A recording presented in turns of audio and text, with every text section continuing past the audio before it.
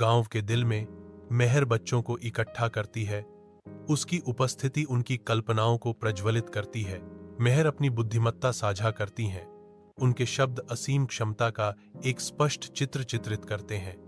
अगर सोच ऊंची हो तो छोटी जिंदगी भी बड़ी कहानी बन सकती है। बच्चे ध्यान से सुनते हैं। उनकी आंखों में नए सपनों की चमक दिखाई देती है। घने जंगल में महाराजा का शानदार शिकार एक अप्रत्याशित मोड़ लेता है, क्योंकि उसका रथ रुक जाता है। हरी भरी हरियाली के बीच मेहर प्रकट होती है, जो महाराजा का ध्यान अपनी अंतर्दृष्टिपूर्ण विचारों से आकर्षित करती है। महाराजा स्पष्ट रूप से प्रभावित होकर कहते हैं, मैंने अपने जीवन में इतना आत्मविश्वास कभी नहीं देखा। मेहर अब महारानी, शाही वैभव का प्रतीक लगती है, फिर भी उसकी आंखें महल की भव्यता के बीच गहरी बेचैनी को दर्शाती हैं। उसका दिल साधारण जीवन के लिए तरसता है, जो महल के दम घोंटू विलासिता के बिल्कुल विपरीत है। कर्तव्य और इच्छा के बीच फंसी मेहर फुसफुसाती है, मैं यहां क्यों हूं? मैं क्या कर सकती हूं? मेहर महल के आंगन में प्रवेश करती है, जहां उसे तिरस्कार और बनावटी मुस्कुराहटों का सामना करना पड़ता है। दरबारी उसे घेरते हैं।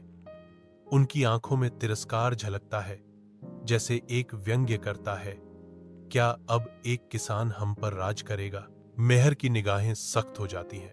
वह जवाब देती है, मैं मिट्टी से आई हूं, लेकिन यह वही मिट्टी है जिसने तुम्हें इंसान बनना सिखाया है।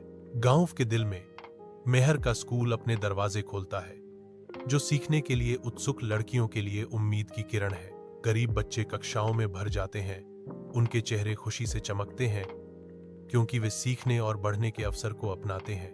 जरूरतमंद लोग मेहर की मुफ्त रसोई में इकट्ठा होते हैं।